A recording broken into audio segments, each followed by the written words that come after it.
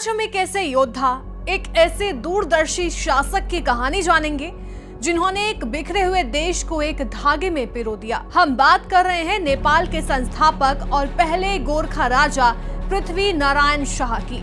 लेकिन उनकी कहानी सिर्फ इतिहास की किताब में नहीं है।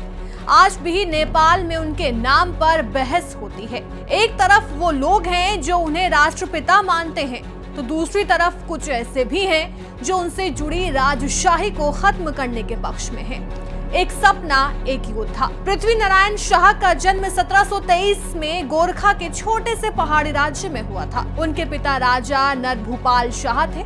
बचपन से ही पृथ्वी नारायण शाह ने अपने आसपास के छोटे छोटे राज्यों को देखा जो आपस में लड़ते रहते थे। यहीं से उनके मन में एक सपना जागा, इन सभी राज्यों को मिलाकर एक मजबूत और शक्तिशाली राष्ट्र बनाने का।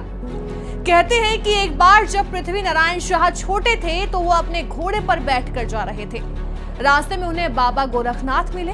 बाबा गोरखनाथ ने उन्हें अपने हाथ से दही दी।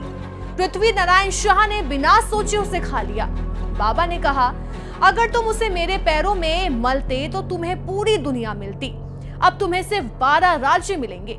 इस घटना ने उन्हें बहुत प्रेरित किया और उन्होंने अपने 12 राज्यों को जीतने के मिशन की शुरुआत की। पृथ्वी नारायण शाह की सबसे बड़ी जीत थी काठमांडू घाटी को जीतना। उस समय ये घाटी 3 अलग अलग राज्यों में बटी हुई थी, काठमांडू, पाटन और भक्तपुर।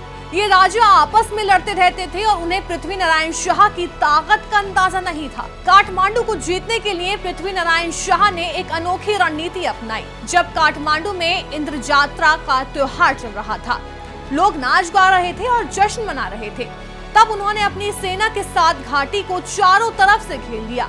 किसी को खबर तक नहीं लगी। जब तक लोगों को पता चला तब तक बहुत देर हो रही थी। राजा पृथ्वी नारायण शाह ने बिना किसी खून खराबे के काठमांडू पर कब्जा कर लिया। ये उनकी कूटनीति और दूरदर्शिता का सबूत था। काठमांडू को राजधानी बनाने के बाद उन्होंने बाकी राज्यों को भी जीतना शुरू किया। उन्होंने सिर्फ तलवार के दम पर नहीं बल्कि बातचीत और संधि से भी काम लिया। उनका सबसे बड़ा मकसद था नेपाल को अंग्रेजों के प्रभाव से बचाना, जो भारत में अपना साम्राज्य फैला रहे थे। उन्होंने कहा था, नेपाल 2 पाटों के बीच की याल है, यानी भारत और चीन के बीच एक मजबूत दीवार। हाल ही में नेपाल में कुछ बड़े घटनाक्रम हुए हैं। राजनीतिक अस्थिरता, भ्रष्टाचार और युवाओं में असंतोष बढ़ रहा है। इसी बीच राजशाही और हिंदू राष्ट्र की बहाली की मांग फिर से जोर पकड़ने लगी है।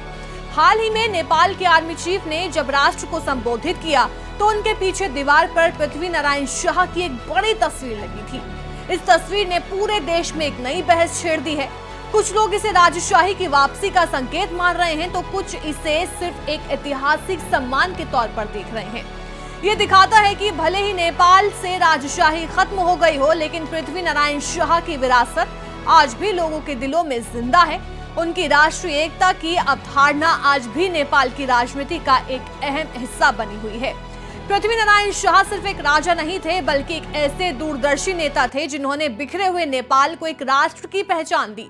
उनकी विरासत पर आज भी बहस हो सकती है, लेकिन एक बात तय है, नेपाल का इतिहास उनके बिना अधूरा है।